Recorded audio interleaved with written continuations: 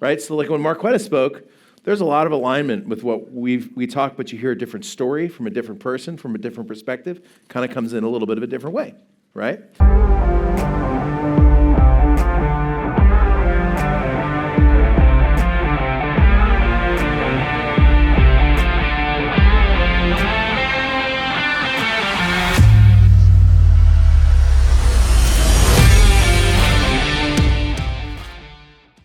So I met Jim, maybe 6, 7 years ago.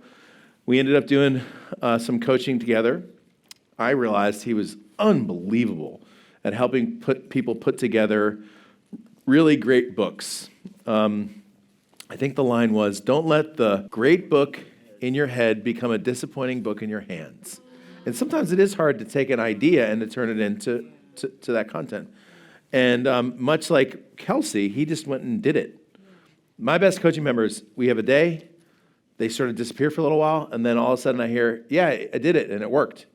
Maybe like 4 weeks later or something like that. So that was Jim. He just went after it. And then I used to do these sessions where I used to say, hey, you're welcome to come and sit in anyone else. Like when I do a coaching session, if another coaching member wants to come in and listen, you're welcome to do that too, as long as it's okay with the person from confidentiality and everything, because sometimes you learn a lot from what other people are doing. So he used to come and sit in, listen to some other people's things. He'd be sitting over there taking notes, and I'm like, this guy's learning. And then he started charging $10,000, and then he started charging $15,000, and then he started charging $25,000, and then he started charging $40,000. Then he started charging $50,000, and I was like, man, maybe I'm in the wrong business. Sometimes when the students start, you're like, whoa, that was like, my thing's like 25, he's charging 50, maybe like change the model a little bit, And then we really went from coaching member and client to friends. We meet for breakfast every once in a while just to catch up and see how each one of us are doing. He was over at my house for the Super Bowl party the other week. So anyway, he's going to come up and give you some great nuggets for a few minutes. So everybody, welcome to the stage, my friend, Jim House. Come on. More than anything, as a 33-year-old third-year teacher who'd been married for 3 years, more than anything in the world, I delighted in surprising my wife. So when her favorite concert, Celine Dion, announced she was coming to town, it was assumed we would get tickets. What she didn't know was the level of tickets that I was going to get. The tickets that at that point in our lives we certainly couldn't afford. So a couple months go by, we're anticipating the concert, the big day is finally here. And we arrive at the arena early, and we arrive at the floor level doors, and we go in, and we're immediately in the center aisle on the ground level on the floor of the concert. And as we break into the arena, this cavernous arena, and we can see the amazing lights and screens up at the front end of the arena, we start walking up the center aisle, and every time we come to a cross aisle, there's an usher there who wants to check our tickets to see if we can advance to the next level closer to the stage. And her grip on my arm is every time we go to one of these ushers and we get let through, it just gets tighter and tighter on my arm. And we end up in the second row, almost in center. And it seems like Celine is singing to her for like half the concert. And I don't know that I've ever seen her so smiling so big for so long. And it filled my heart with such joy to know that I was able to provide this gift for her. It was amazing. Great concert. We drive home, we go upstairs, and getting ready for bed, she disrobes and climbs into bed, and I'm just so grateful, and I'm really looking forward to this is the natural, perfect ending to one of the best days of my life. And so she climbs into bed, I climb in bed, and she rolls over and looks me in the eyes, and she says, I want a divorce. It ripped my reality apart. I can't tell you, that was like trying to convince someone who lived in the equator and never seen snow what cold was like. How could this be happening to me? And so I slept downstairs that night, and while I was crying myself to sleep, just feeling so unworthy, and that this sense that she was too good for me anyway. Of course, I lost her. And I was begging God for the first time in my life for a sign. I'm like, Lord, I am struggling. I'm going under. Give me a sign that somehow something's going to work out. See, I had never asked God for a sign for a couple of reasons. One, I thought in my mind it was a sign of weak faith to have to ask God for a sign. The first time in my life, I asked God for a sign, and he sends me an angel in a Ford Bronco. So what I love about God Talks is it's us talking about God and our lives. And I wish I had gotten on that train sooner. Thank you. That was awesome, Jim House. Thank you, buddy. I used to think it was, I used to think you weren't allowed to ask for signs like that. I don't make a practice of it, but I certainly do it. I realized there's this verse that says an evil generation asks for a sign, and people are like, oh, I don't want to be evil generation. He was talking to people who just wanted to see a trick. They weren't actually interested in the trick so that they could get to know him better. They were just interested in seeing a trick. They were just interested in seeing like a magic trick. But that's not why you're coming to God. You're not coming to God just to see some magic trick. You're coming to God when you ask sometimes, hey, can I see some sort of sign that this is true? Or sometimes they'll say, how do I even know this is you? Right? And sometimes you'll do that, but you're asking that because you want to go deeper. Your motivation is pure sometimes when you're asking for that. So if it a lot of times comes down to why you're asking.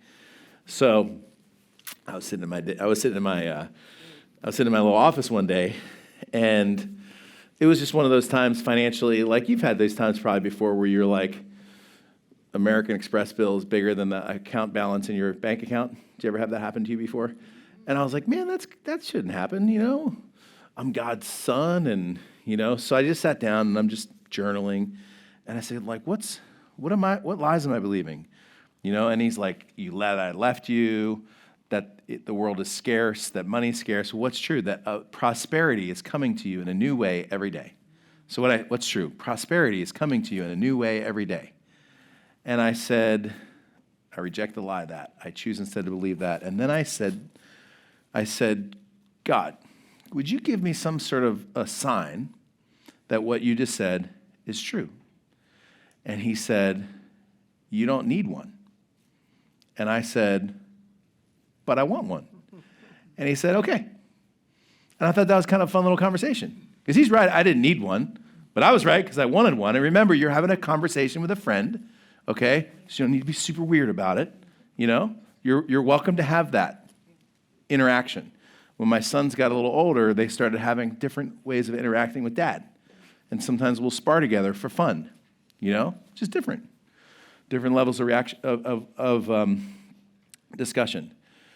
And then about 2 hours later, a client called me that I had done some copywriting for that year, and I actually hadn't heard from for a while. And he said, hey, I've got some good news. I did the books today. And he was literally like 6 months late in doing this. I had forgotten the fact that I was supposed to get a very large percentage of all the revenue that came in. I'd kind of forgotten about it. And he said, hey, I just did the books. I have some good news. I'm sending you a $24,000 check today. I said, that's good. I will like you to send that today, you know? So the funny thing about that story is I think the check would have come. I don't know if it would have come like that morning, or the call would have come that morning, or maybe it would have sent the check or something like that. But anyway, the point is, I asked for the belief. He confirmed the belief. I said, could I have some sort of sign? He said, you don't need one. I said, I want one, and he gave me one. You know what I mean? The other thing to think about when you're doing these, and we'll do some Q&A in just a moment, is don't get caught in the trap. Sometimes God will say, like, remember the conversation I had with the guy where God's like, hey, watch out, this guy's going to call you today. Don't worry about anything he says, it's not true, or something along those lines. And I was like, all right, cool. Now, if I had chosen to stress out about what the guy had said, like if I had chosen to worry about the thing he said, that wouldn't have been disobedience or, like sin. It just would have been an unwise decision for me. Does that make sense? So sometimes when you're having these conversations with God, you start to feel like, oh my gosh, if I don't do it, I'm going to ruin everything. No, you're just making your decisions, you know? So sometimes you do, and sometimes you don't, and sometimes God will encourage you to do something and you're like, oh my gosh, I don't want to do that. And he's like, well, you should. And you're like, I don't want to. And you have that little back and forth. That's fine. That's okay. You know what I'm saying? You're not being disobedient. You're just having a conversation. So God Talks started, and I think it was probably about 10 years ago. You may have been in this mastermind, actually. So I'm in a mastermind group. Let's call it 2014. So I'm in a mastermind group. I had been hearing from God for just a couple of years. I'm in this business group. We've got 18 people in the room, and it's business. You know what I'm saying? Now we talk about everything, life and family and business, and it's a very holistic group. But then it's business. So we're in the middle of the thing, and this woman's doing a hot seat. And the woman that's doing the hot seat, some of you know, had stage 4 cancer in her bones. And she's in the mastermind, she's talking about her business, and she starts talking, and God goes, you're going to pray for her today. And I said, no, I'm not. And he said, yes, you are. And I said, no, I'm not. And he said, yes, you are. And I said, I don't think you understand. This is a business group. They're here for business. They didn't come to pray or for spirituality. They came for business. And he said, well, I don't think you understand. She has stage 4 cancer, and I think you should pray for her. And I'm like, I don't think you understand. And for 20 minutes, this poor woman is doing her hot seat, and I'm like, no, yes, no, yes. What? Sorry, what was that about your business? So I'm having this whole conversation back and forth and back and forth and back and forth and back and forth and back and forth. And finally, I'm like, fine. I didn't want to think about it anymore, So I said, Irene, would it be okay if we all, as a group, said some affirming words to you? I kid you not. That's exactly what I did. I said, should we go around and say some words? And everyone's like, Irene, you're my hero, and it was really genuine. But I was like, what a total cop-out, So we wasted 7 minutes of affirmation words, and we should have been praying. So I said, listen. I said, would it be okay, with your permission, if it's okay with you, if it wouldn't be too weird, if it's not a problem, if you wouldn't mind, would it be okay if just for a minute we prayed for you? And she goes, oh, you would do that for me? She goes, as long as it's not too much forever. And I'm not exaggerating. Everyone in the room, I didn't ask them to, everyone stood up and walked around and put a circle around her and started putting our hands on her. And we started to pray for her, and tears started streaming down her face. And that woman should have passed away that year, and she got 6 more years of life, okay?